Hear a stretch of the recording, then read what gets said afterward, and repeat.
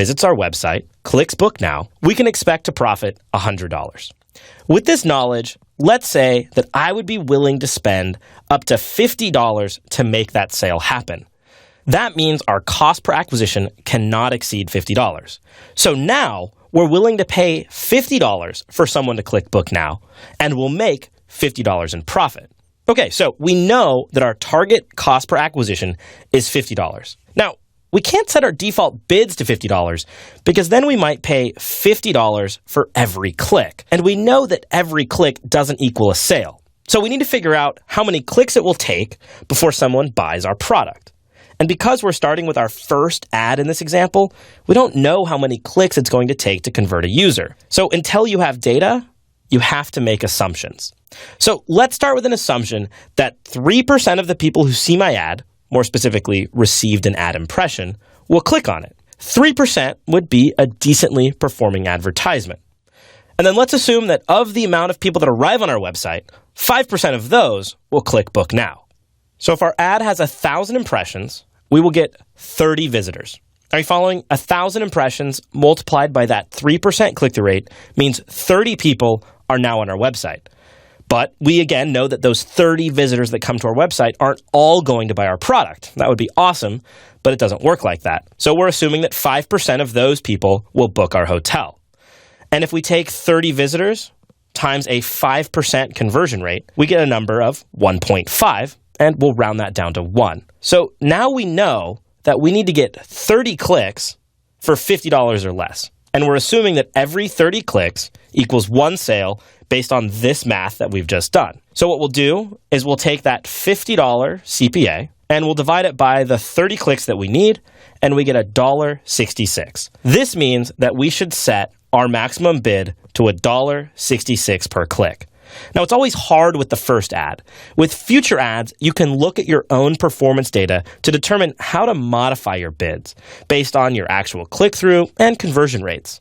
So let's go back and apply this information into our AdWords campaign. So Google is going to default here the basic options menu, and it's going to allow you to manually set your bids for clicks. And if you were going to do this, you would then choose the default bid down below. And here I would add $1.66. This means that Google is going to default every bid to $1.66. And below that, we would need to set our budget per day. And we'll talk about this in just a minute. But I want to also point out what happens when you choose advanced options. Here, Google gives you some additional criteria they can use to help your campaign along. Now, you're already set to manually set your bids for clicks. Now, you can also choose to let AdWords set your bids to maximize clicks within your target budget. So now what Google's going to do is say, well, give me a cost per click bid limit. Here we could say, if I check the box, we could say $1.66. And Google's going to say, you know what, I'm going to try to maximize clicks for you. So it's not just going to automatically bid sort of on these generic clicks. It's going to maximize the amount of clicks for this maximum budget. Now, you also have the option to focus on conversions, which is grayed out. And what this would do is allow Google to automatically bid towards people that are most likely to convert. And I will talk more about this when we go into setting up your conversion optimization. There's also the opportunity to select a flexible bid strategy. And this is where you create some various rules and criteria to automatically change the bids based on various things that are happening. Now, I'm not going to go into this in this course, but feel free to explore it by choosing Create Flexible Bid Strategy and following the prompts there. I'm going to go back to basic options and choose all manually set my bids. Go ahead and set that back to $1.66. This is really the best way to get started, and it's also the easiest, and it helps you really get some additional information. Remember, the first couple months of online marketing spend should really be treated as a market research budget. You're going to spend some money to get some data around what's working and what's not. And from there, you'll be able to make smarter marketing decisions. So the last thing we need to do is decide how much we're going to spend each day. And there's an important caveat here. You see, that actual spend may vary print just below here. Actual daily spend may vary. Well, this is what it means. People are thinking about monthly budgets, but you have variances in clicks over weekends and weekdays. And so AdWords is going to reserve the right to overspend on your account by up to 20% on any single day. But you'll never actually get charged more than you planned for the entire month. So let's take this as an example. Let's say I set my daily budget at $10 per day. On any given day during the month, Google could spend up to $12 to make up for days that it believes I won't hit my $10 limit. But over the course of that month, Google would never spend more than $304, which represents my $10 daily budget multiplied by the average 30.4 days in each month. So when you think about budget, simply take a dollar amount for the entire month and divide it over 30 days, and Google will do about a 20% increase if it needs to. I'll go ahead and set a $50 budget per day, but you'll want to set your budget based on how much you can afford and how many conversions you're hoping to get each day. And again, because we're not sure yet, I'm starting out with a sample budget that I feel comfortable spending. Now, technically, this is all we need to start advertising, but there are still a few additional features out there that you'll want to take advantage of, and we're going to talk about that in the next movie. Before we finish creating our new campaign, it's worthwhile to spend some time talking about ad extensions. Ad extensions are a way that you can extend the functionality of your ads to include more information than you're typically allowed. With extensions, you can include things like your address and phone number, extra links, links to mobile downloads, and even social endorsements and reviews on your product.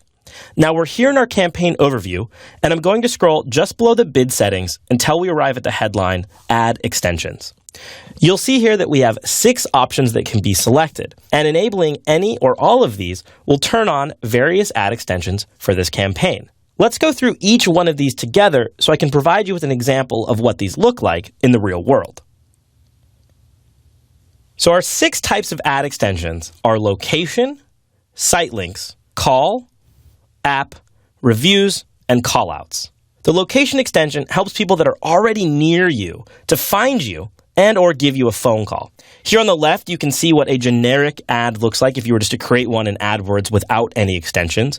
And on the right, the location extension is enabled. And the location extension will connect to your Google My Business listing. So if you aren't set up there, you'll need to get that configured first. Here you can see that below the link, we have a phone number, and below the ad text, we have a map pin icon with the address to the location, and selecting that would open up the map and allow us to see exactly where this ice cream parlor is. The Site Links extension adds additional links to your ad to help people find what they're looking for. If you've browsed around on Google, you might have encountered these in organic search results. They try to help promote a certain section of your site that is very specific to what a user might be looking for. So here on the left, again, a generic ad. Here on the right, the same ad with some additional site link extensions set up. And you get to create what these are. And you could say hours, biscuits, specials, special diets, and so on for this bakery for dogs. Now, I recommend with site links extensions that you add site links that have a strong call to action. Book a reservation now, try now, sample our product, etc. Something that really helps people understand exactly what they're getting, but also compels them to click. Next, we have the call extension, and this one's great if you get a lot of leads from phone calls. This allows someone to click a button immediately from within the ad, and it's going to pop up and give you a phone call. Again, on the left, a generic ad. On the right, the ad with that extension enabled. If you're doing any sort of mobile app download promotion, the app extension will allow you to show a link below your ad text that sends people directly to the appropriate app store.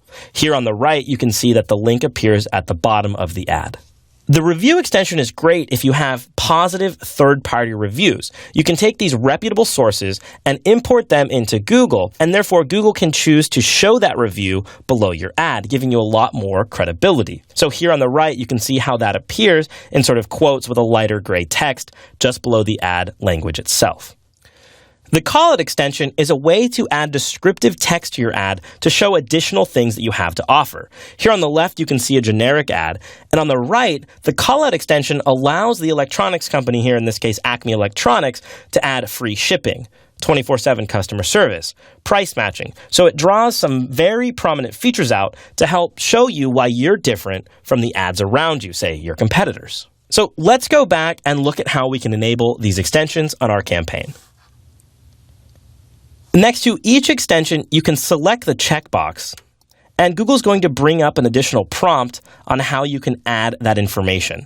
So if I choose the call checkbox, Google's going to show me that there are no phone numbers available in my account. So I would choose the new phone number option here at the bottom of the screen, and I can add in our phone number. Now, what's really exciting is that Google will allow you to use a Google forwarding number and use call reporting. And what this means is that every time someone calls a number, it's going to go to a Google phone number first and then forward to your phone number. And that allows Google to indicate that a conversion has happened. So Google's going to say, this ad drove X amount of phone calls. By enabling Google forwarding, you allow them to track that data for you. I'll close that. And let's look at site links. So if I turn on site links, you can see that I can add at least 4 site links to use with the campaign. And I'll do that by choosing New Site Link at the bottom of the screen. We'll choose the text for the site link. We can then pick the landing page, which will be either our final URL or a destination URL. We can choose if the device preference is mobile only, and you can add a description if you'd like. And I'll choose Cancel here. I recommend adding up to 6 to 8 of these site links because Google's going to pick which ones it thinks is most relevant for your audience. As I scroll down, you can choose the reviews option. And here, just like we did with our other extensions, you'll choose the button at the bottom, in this case, New Review. And we can choose whether the format is paraphrased or an exact quote. Now, Google's going to review and research every review that you add here. So by suggesting that it's paraphrased, it means that you're going to change the text just slightly to help fit into, say, the character limit. If you choose exact quote, you're going to tell Google, you can find this quote exactly as it appears in the source that I provide. You'll notice that you have a character count here on the right-hand side, and this says that you have 67 total characters between the text you add and the source. Now, you don't need to add the quotes. You can simply type out the text. You'll then need to write the source. So if it was a blog, you would put the name of the blog. If it was a news outlet, you would put the news outlet here. And then you need to give Google a link to that source. And this link is both for the user to look up the review itself and for Google to do the review research before they will approve these reviews. I'll choose Cancel. I recommend that you enable as many extensions as you possibly can. Many of them can appear together in the same ad. And while there's no guarantee that Google will choose to show them, if they do appear, the odds of your ad getting clicked on over the competition are drastically increased. It's important to note that not all advertisers are using these. So knowing about and using these extensions can give you a significant advantage over your competition. Now that we've finished setting up our location extensions, we can scroll down to the advanced settings. Now, these are all optional settings, so at this point, you can go ahead and choose Save and Continue, and your campaign will move you into the next step of creating your ad group. But let's take a look at some of these advanced settings together so you know what they do. First, you have the opportunity for schedule, and I'll choose the plus icon next to that link, and we can choose a start date, an end date, and even create a custom schedule that allows us to choose days. In this case, I could choose from the dropdown Monday to Friday or Monday, and then set the exact times. This is very useful for location-based ads or phone call ads where you want someone to only call you or visit you when your place is actually open. I'll minimize that, and let's take a look at ad delivery. Now, Google gives you some options as to how you want to rotate your ads. Now, they're going to default you to optimize for clicks, and that means they're going to show ads that are expected to provide the most clicks, and they know this based on people's patterns, history, and what they've been doing on Google. As we talked about earlier, if you're using conversion tracking, you can optimize for conversions. And below that, you can choose whether you want to rotate evenly, meaning Google's going to automatically evenly show your ads throughout all times of the day to people over 90 days. And then it's going to automatically optimize them. This is really helpful if you want to use the data that Google provides to determine how you want to optimize your ads. And then below that is to rotate indefinitely.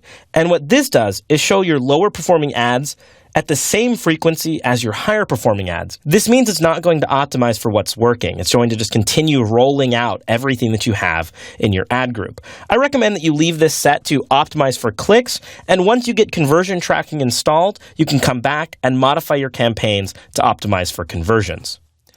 Below this, we have dynamic search ads. We talked about those earlier, and we're not going to get much more into this. And below that, we have your campaign URL options.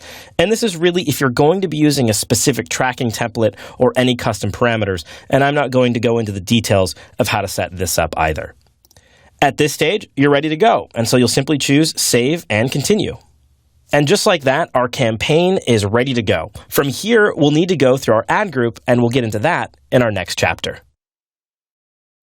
Before we move into setting up your ad group, I want to take a minute to talk about the best way to write your text ads. Text ads are the most popular format for Google advertising, and this is very likely how you'll be starting.